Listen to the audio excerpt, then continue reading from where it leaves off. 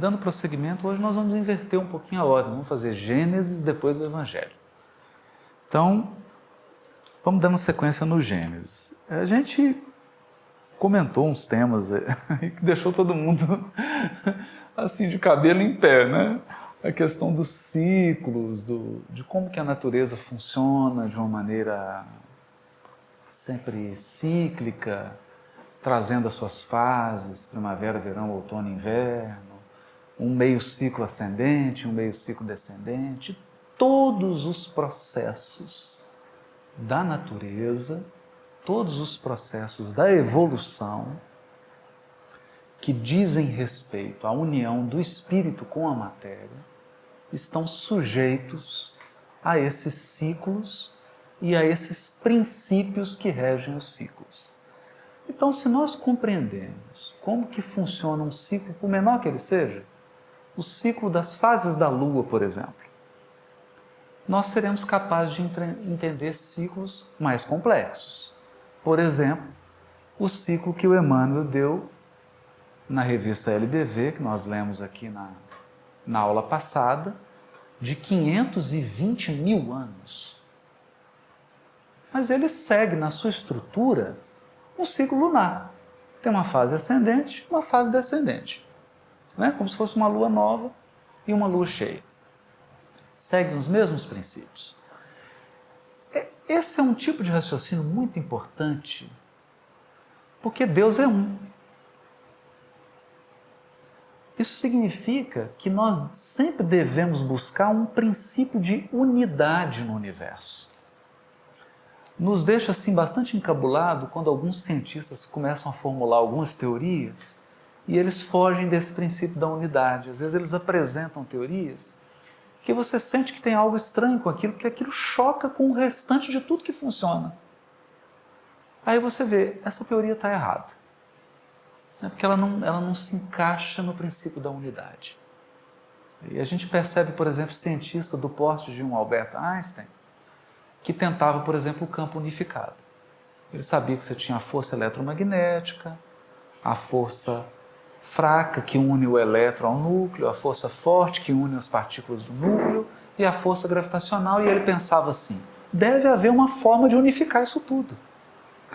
E ele estava pensando de acordo com esse princípio da lei divina, que é o princípio da unidade. Deus unifica tudo. E nós vamos perceber isso na resposta dos espíritos quando fala do fluido cósmico. Os espíritos dizem assim, tudo que existe é fluido cósmico, espírito e Deus. Toda a matéria vem das infinitas combinações do fluido cósmico. Todo tipo de energia, tudo. Porque na época eles chamavam de fluido elétrico, fluido magnético, hoje nós damos outro nome, né? Campo elétrico, campo eletromagnético, força eletromagnética, mas o nome não importa. O que importa é que tudo isso eram, dizem os espíritos, são modificações, infinitas modificações pelas quais passa o fluido cósmico. E o Kardec vai mais além, no livro Obras Póstumas, quando ele diz que o próprio pensamento, que nós todos carregamos uma atmosfera psíquica, uma espécie de um campo vibracional, uma frequência, uma emanação de energia, um fluido, o nome pouco importa, mas que é uma modificação do fluido cósmico. Né? A gente sempre está tirando dali e modificando. Tudo volta ao fluido cósmico, tudo que é matéria, então tudo que diz respeito ao mundo das formas segue as leis do fluido cósmico, que a lei do fluido cósmico são leis cíclicas, ciclos de transformação. É evidente que nós não podemos cair num erro muito básico, que é o de confundir a qualidade com a quantidade. Então vamos lá. Quantidade. Nós sabemos que a semana dura 7 dias. E a cada 7 dias eu vou ter 7 dias. Então fica parecendo que tudo é igual. 7 dias, 7 dias, 7 dias, é tudo igual. E nós sabemos que não. Você nunca tem uma semana igual a outra. Toda semana é diferente. Isso porque, quando o ciclo se repete, ele se repete num novo nível evolutivo, porque é uma espiral. O Sr. Honório adorava isso, né? Então, o ciclo se dá num ponto, ele se repete, mas num novo nível. Ou seja, nós podemos, mesmo entendendo que existem ciclos, nós concluímos que há uma seta evolutiva. Embora tudo se dê em ciclo, nenhum ano é igual ao outro ano, nenhuma semana é igual a outra semana, as primaveras não são iguais, os invernos não são iguais, porque o tempo carrega qualidade. Uma característica se chama qualidade. Muitos filósofos já perceberam isso e modernamente nós temos no ramo da psicologia alguém que levantou isso, que foi Jung, quando ele formulou o princípio da sincronicidade. O princípio da sincronicidade diz que o tempo não passa em vão. Cada segundo tem uma qualidade específica. Então, tudo que acontece naquele momento partilha da qualidade daquele momento.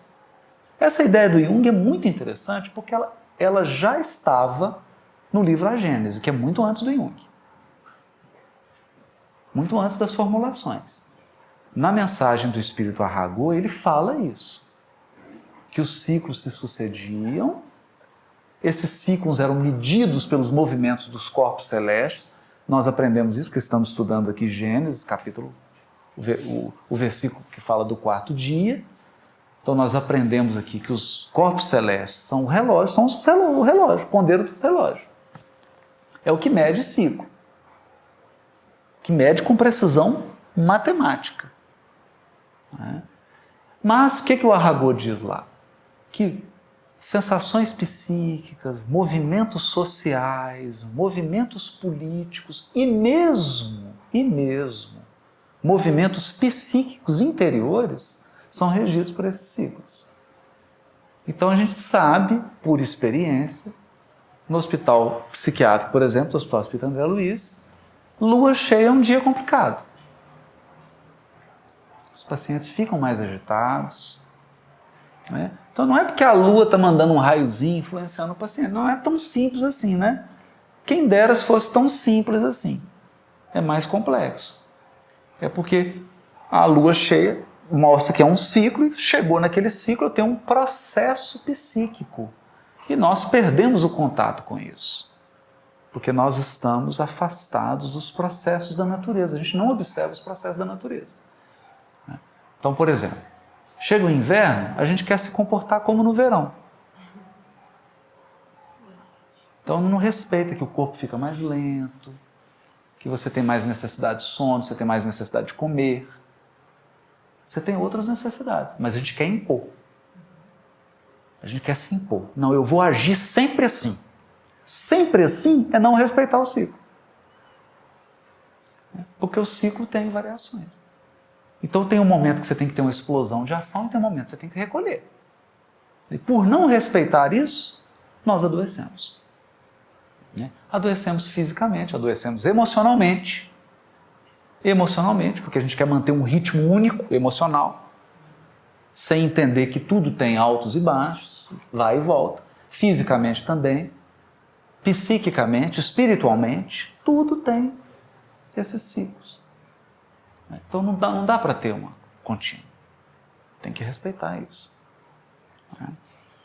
Então, quando a gente capta esses ciclos, as leis que regem esse ciclo e as qualidades que o ciclo está propondo para a gente, nós começamos a viver uma vida mais harmônica, mais em sintonia com a lei divina.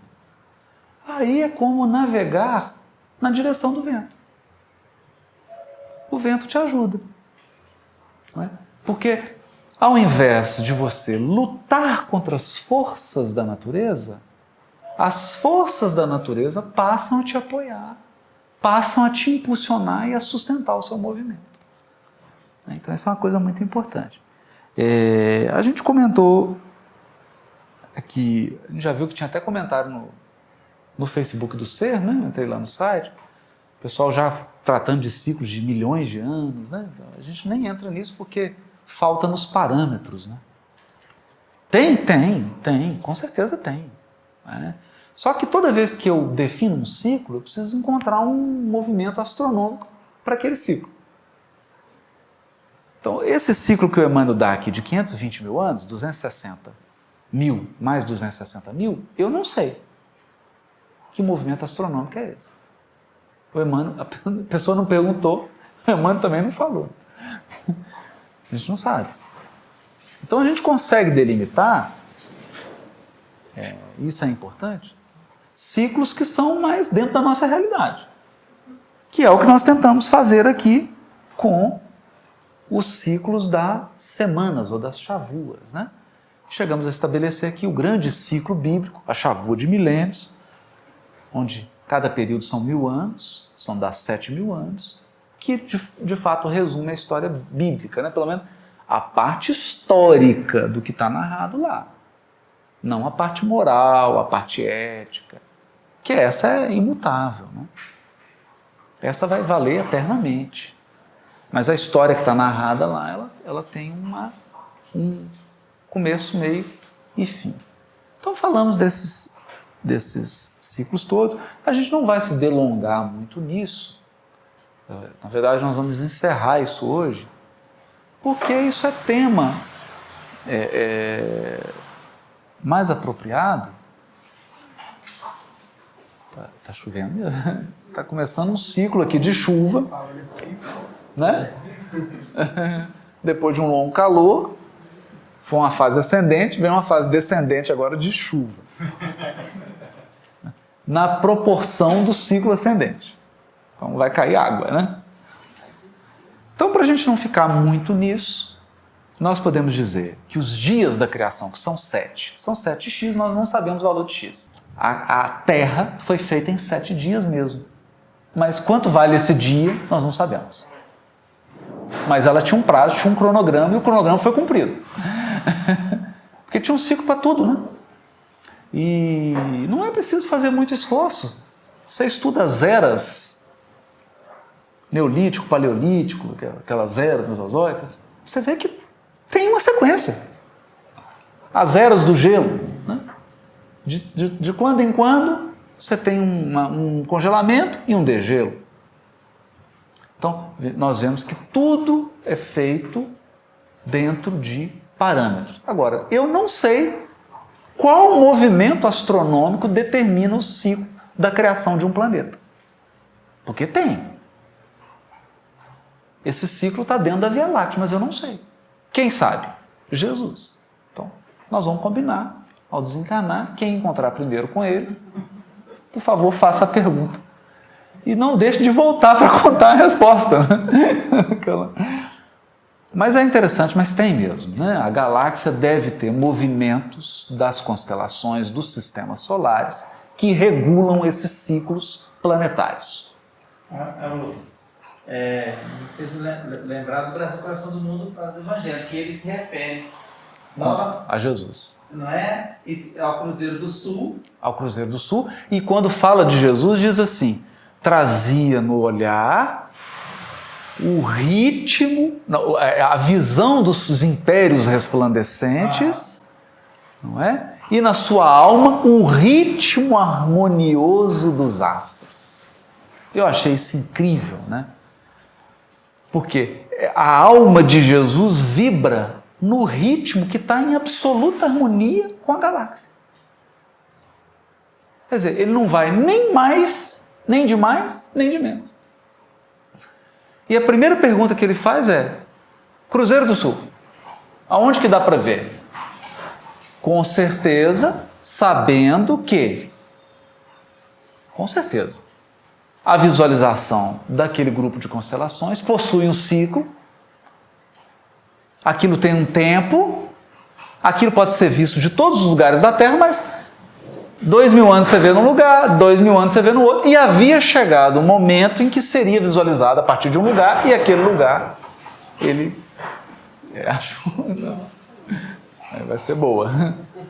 E aquele lugar havia sido escolhido, né? Por causa dessa visualização, então ele estava seguindo um ritmo da natureza. Quer falar? Você falou aí do Jung, e eu lembrei que no livro de Psicologia, o Inconsciente Coletivo, se não me engano, o Jung faz um cálculo de eras baseado nos signos astronômicos das galáxias e calcula-se que Jesus vê especificamente uma mudança de eras astronômicas. Mais ou menos entre a era de Capricórnio e a era de Peixes. Ele veio na era de Peixes. Exato. Aí a gente entra agora na era de Aquário, verdade. É verdade. Ele faz isso mesmo. Porque o Jung ele recupera essas tradições orientais, né?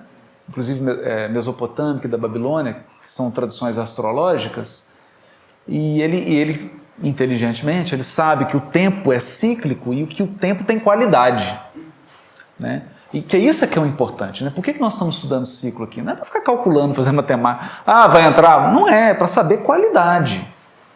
Então Jesus escolhe vir à Terra num momento específico do inconsciente coletivo da Terra, da elaboração psíquica dos seus habitantes, no momento em que era a hora de se aprender aquilo, né? É como um professor de inglês de terceiro período, ele só vai dar aula quando os alunos estiverem naquele período.